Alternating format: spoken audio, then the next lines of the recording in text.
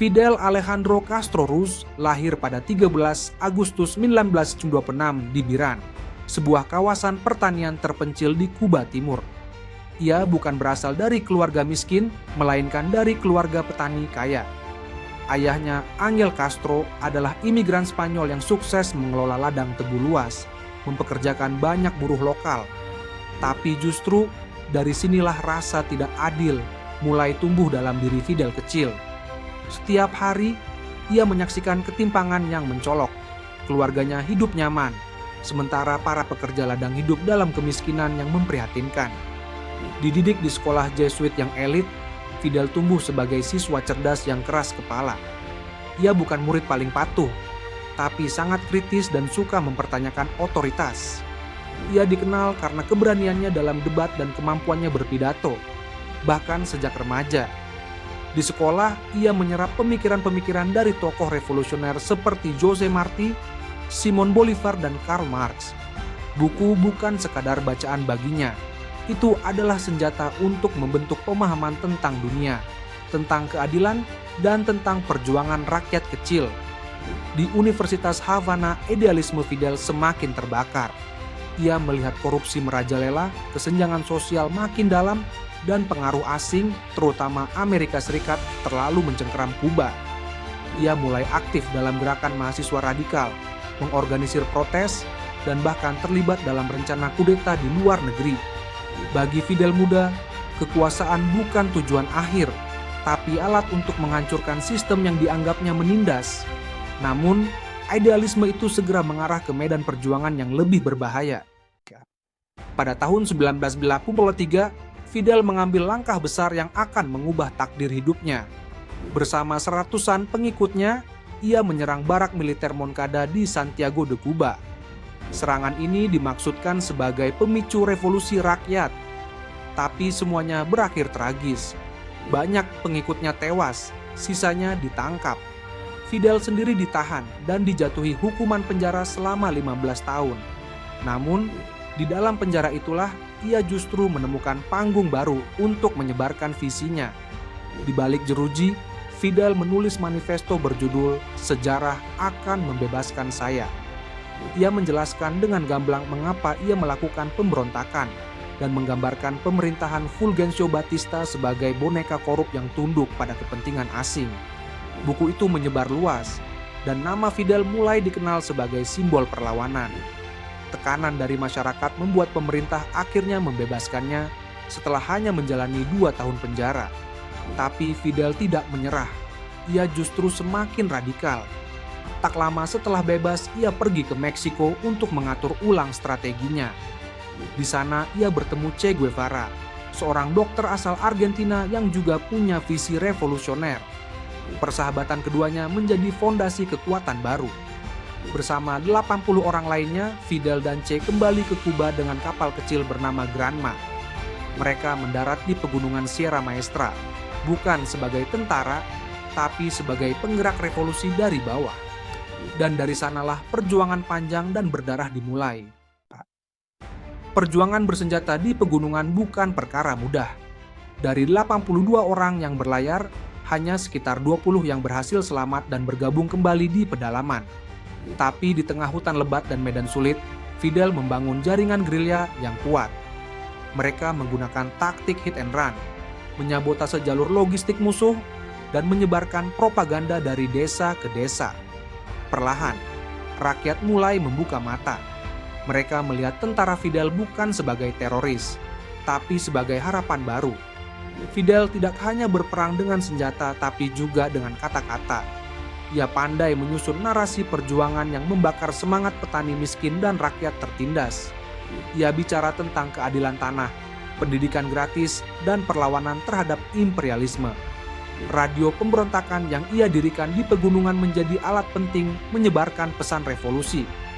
Rakyat yang dulunya apatis mulai menyediakan makanan, tempat berlindung, dan informasi bagi gerilyawan. Dalam waktu 2 tahun, kekuatan pasukan revolusioner berkembang pesat. Sementara itu, pemerintahan Batista kehilangan legitimasi. Korupsi, ketidakadilan, dan kekerasan aparat membuat rakyat semakin muak. Ketika pasukan Fidel akhirnya bergerak turun ke kota, dukungan rakyat menjelma menjadi gelombang tak terbendung. Pada 1 Januari 1999, Batista melarikan diri ke luar negeri. Revolusi Kuba menang. Fidel Castro memasuki Havana bukan sebagai penakluk, tapi sebagai pahlawan rakyat. Saat euforia kemenangan masih menggema, Fidel mulai mengubah Kuba dari dalam. Ia menasionalisasi lahan pertanian besar, menghapus hak milik asing, dan memulai reformasi agraria radikal. Sekolah dan rumah sakit gratis mulai dibangun. Namun di balik perubahan itu muncul represi baru.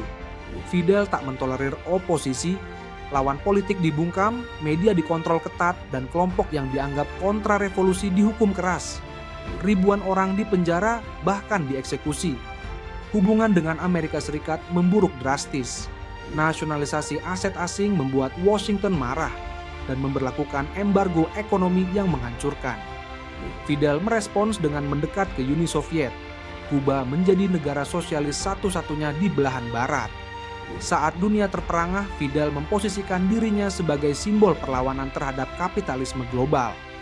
Ia bukan hanya pemimpin nasional, tapi tokoh internasional yang dikagumi sekaligus ditakuti. Namun di dalam negeri, kehidupan rakyat tidak semudah janji-janji revolusi.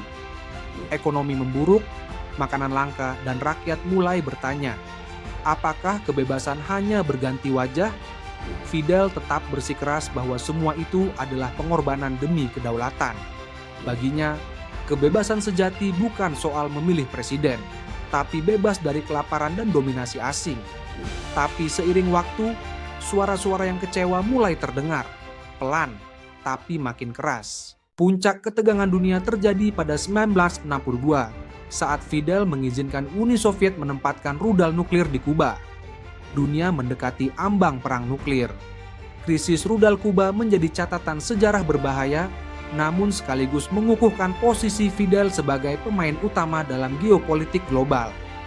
Ia bukan lagi pemimpin kecil dari negara Karibia, ia menjadi simbol perlawanan terhadap dominasi Barat. Selama dekade-dekade berikutnya, Fidel bertahan di tengah berbagai upaya pembunuhan, sabotase, hingga kudeta yang didukung CIA. Menurut beberapa laporan, lebih dari 600 kali upaya pembunuhan dirancang terhadapnya. Namun ia selalu selamat, dan bahkan menjadikan ancaman itu sebagai bahan propaganda untuk memperkuat citranya sebagai pemimpin tak tergoyahkan. Namun, rakyat tak bisa terus hidup dari retorika saja. Saat Uni Soviet runtuh pada 1991, ekonomi Kuba jatuh bebas. Bantuan menghilang, dan Fidel harus mengatur ulang segalanya. Ia membuka sedikit ruang ekonomi, namun tetap menutup pintu politik. Banyak warga mulai melarikan diri, menggunakan rakit melintasi lautan menuju Florida. Bagi sebagian orang, Fidel berubah dari pahlawan menjadi penguasa mutlak yang tak mau lengser. Fidel Castro mundur dari kekuasaan secara resmi pada 2008 karena kondisi kesehatan dan menyerahkan tampuk pemerintahan kepada adiknya, Raul Castro. Namun pengaruhnya tetap hidup. Hingga wafatnya pada tahun 2016, Fidel tetap menjadi figur yang membelah dunia. Di mata pendukungnya, ia adalah legenda, pejuang sejati melawan penjajahan dan ketidakadilan global. Namun bagi para pengkritiknya, ia adalah diktator yang menindas kebebasan rakyat dengan kedok revolusi. Fidel adalah teka-teki sejarah.